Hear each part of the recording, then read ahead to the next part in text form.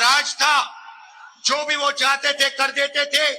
किसी की जमीन चाहिए होती थी उठा के ले जाते थे। कांग्रेस ने हमारे इतिहास को, हमारी आजादी की लड़ाई को भी वोट बैंक के नजरिए से, तुष्टीकरण के नजरिए से ही लिखवाया।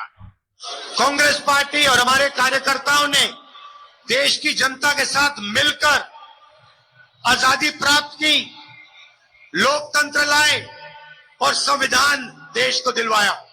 कांग्रेस के शाहजादे ने छत्रपति शिवाजी महाराज,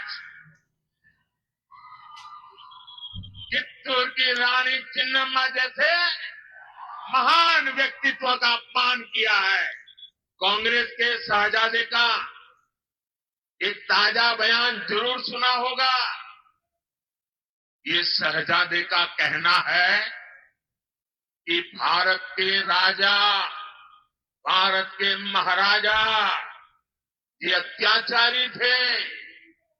ये गरीबों की जमीन छीन लेते थे, जब मर्जी पड़े तब उनका सब हड़प कर लेते थे। राजाओं महाराजाओं का राज था। जो भी वो चाहते थे कर देते थे। किसी की जमीन चाहिए होती थी उठा के ले जाते थे।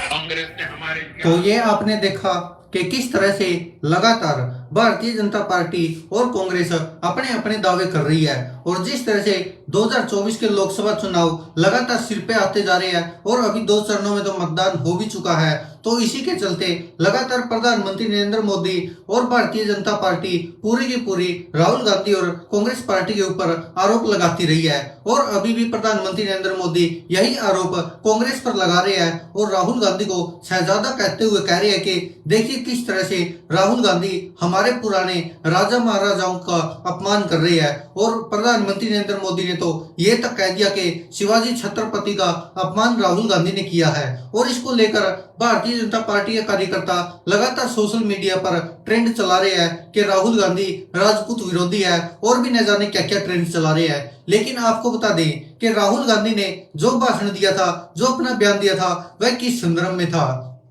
क्योंकि आप लगातार देखते आ रहे हैं कि किस तरह से राहुल गांधी हो या अन्य विपक्षी दल हो, सबके सब भारतीय जनता पार्टी और प्रधानमंत्री नरेंद्र मोदी पर ये आरोप लगाते रहे कि भारत लगातार तानाशाह का रूप लेता जा रहा है। जिस तरह से प्रधानमंत्री नरेंद्र मोदी शासन चला रहे हैं और इनको तानाशाह शासक कहते हैं, लगातार यह विपक्षी दल कहते रहे हैं और प्रधानमंत्री पर आरोप लगाते रहे हैं कि तानाशाही की ओर देश बढ़ रहा है, इसको बचाना है, लोकतंत्र खतरे में है। यह लगातार आरोप लगाते रहा है इंडिया गठबंधन। और जिस तरह से भारतीय जनता पार्टी और प्रधानमंत्री नरेंद्र मोदी राहुल गांधी और कांग्रेस को लगातार निशाने पर ले रहा है, तो इसको लेकर भी सवाल उठते रहे हैं। वही आपको बता दें कि अब सवाल उठ रहा कि क्या राहुल गांधी ने वही सब कहा है जो प्रधानमंत्री दावे कर रहे हैं। हालांकि जो राहुल गांधी ने कहा है वो सिर्फ और सिर्फ इस चीज को लेकर कहा है कि जिस तरह से पहले राजा महाराजा कई बार तानाशाही कर देते थे, तो अब भी वैसा ही हो रहा है। और राहुल गांधी ने कहा था कि